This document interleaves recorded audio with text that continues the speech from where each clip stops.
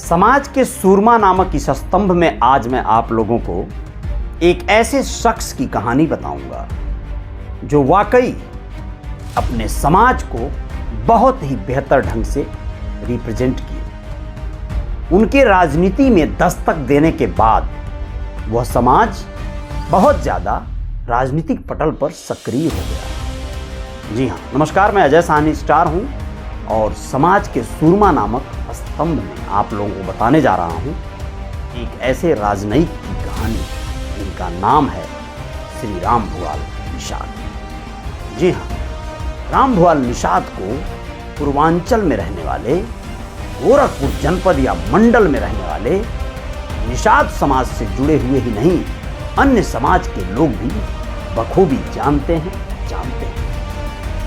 राम भुआल निषाद एक ऐसे शख्स जिन्होंने लगभग 20 वर्षों की अपनी राजनीतिक गतिविधियों और पूरी तरह से सक्रिय राजनीति में अपनी वो धाक, अपनी वो धमक जमाए रखी, जिससे बहुत सारे युवा राजनीति को प्रेरित हुए। राजनीति में आमतौर पर उस समय राम भुआल निषाद का पदार्पण हुआ था जब लोग राजनीति करने से बहुत ज़्यादा जो बड़े रसूखदार थे, बड़े धनाढ्य और संपन्न परिवारों से आने वाले लोग थे, वही लोग ताल्लुक़ रखते। साधारण परिवारों से आने वाले लोगों की हैसियत या हिम्मत दोनों जवाब दे जाती थी, क्योंकि पूर्वांचल उन दिनों बहुत ज़्यादा अपराध की गतिविधियों में भी सक्रिय था।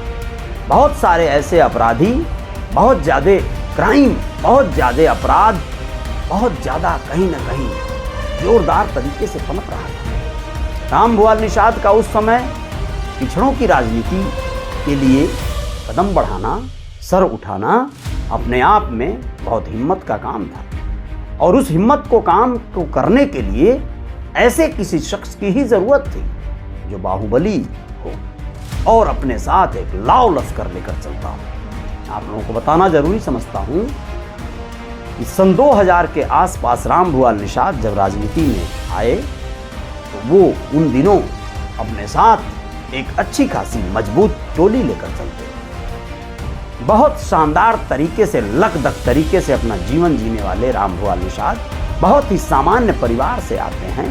उनके गांव का नाम है दौनाडीह। बड़हलगंज थाना के अंतर्गत आने वाले कछार क्षेत्र के उस दौनाडीह गांव में आमतौर पर एक ही परिवार निषाद समाज का हुआ करता था। उनके परदादा का नाम स्वर्गीय महावीर निषाद था, और वह जिस तरह से माहौल में पले बढ़े, वो माहौल बड़ा अलग था। बहुत ही सामान्य साधारण परिवारों से उठकर दादा परदादा नाव चलाने वाले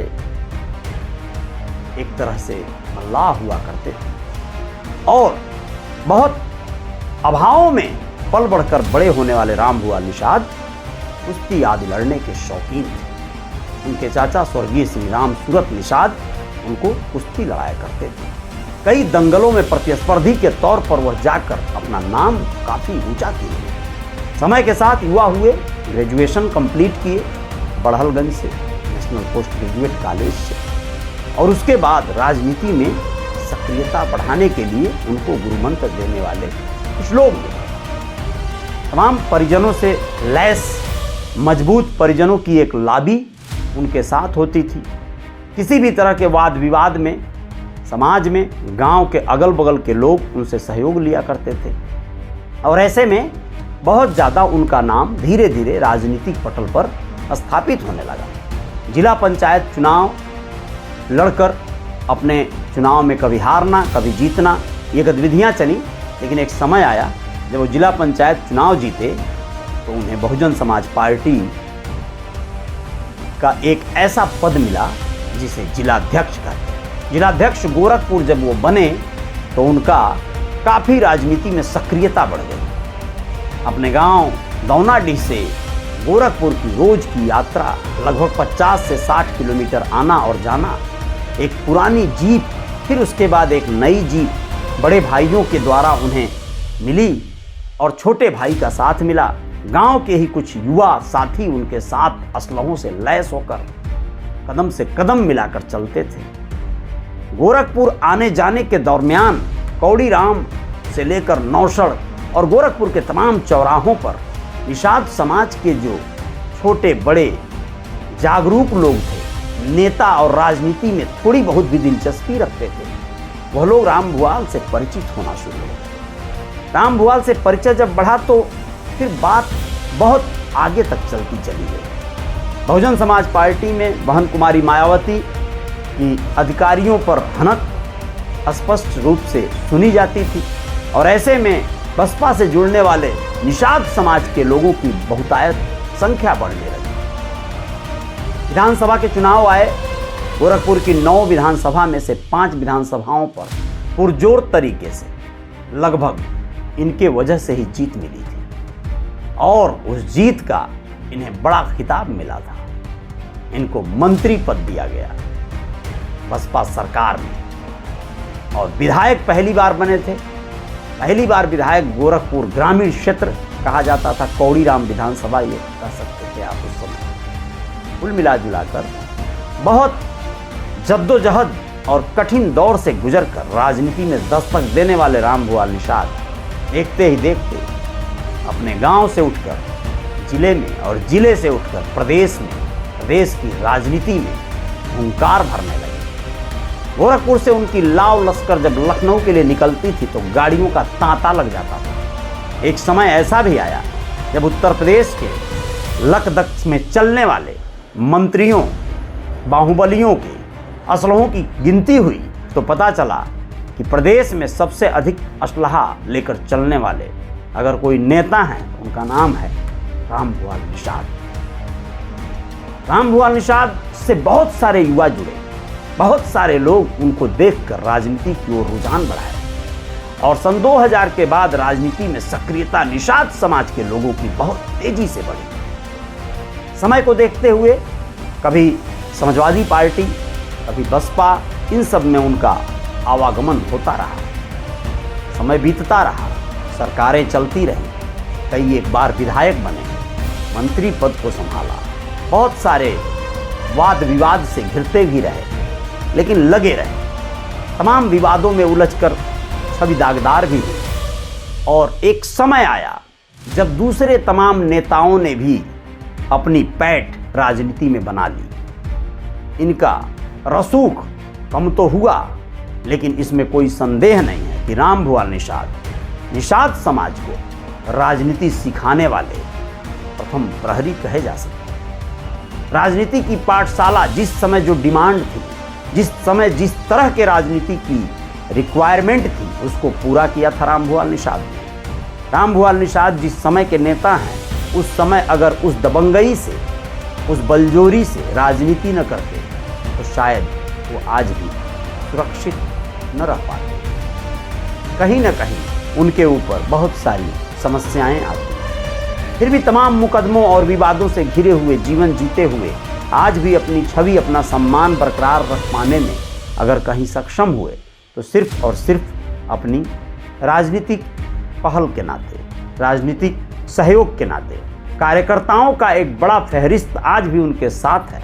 बहुत सारे लोग उनके फॉलोअर हैं, फैन हैं, उनको अपना मानते हैं, उनको अपना नेता मानते हैं। समय के साथ लोगों ने उनको कई तरह से ये भी कहा कि उनके अंदर दम्भ है, अलग तरह के नेता हैं, सख्त मिजाज हैं।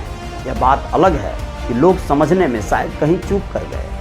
उनके स्वाभिमान को शायद अभिमान समझ लिया गया। उनके अपने एक सोच को, उनके अपने एक प्रबल सोच को, अपने एटीट्यूड को लोगों ने घमंड कह लिया होगा। उनकी अपनी पहल है। लेकिन राम भुआल निषाद जैसे भी नेता हैं, उन्हें आज भी जो उनको चाहने वाले हैं उनके दिलो दिमाग में वो वैसे ही जगह रखते हैं जैसे 20 साल पहले रखते थे। उनके लिए आज भी लोग दीवाने हैं। उनको चाहने वालों की लिस्ट कम नहीं है, बहुत बड़ी है।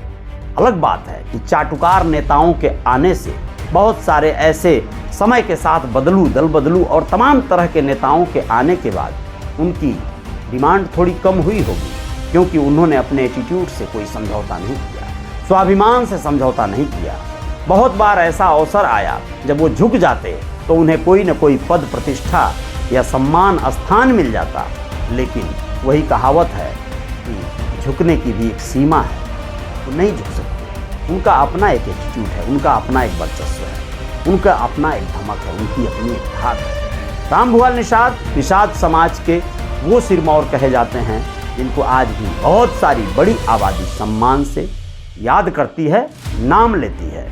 और ऐसे में आज समाज के सुरमा में उनके बारे में जानकर आप भी कुछ अपने कमेंट बॉक्स में जो भी बताना चाहें बता सकते हैं। हो सकता है कुछ बातें छूट गई हों, लेकिन बस ये उनकी छवि दर्शाती है। रामभुआल निषाद अभी भी सक्रिय हैं राजनीति में।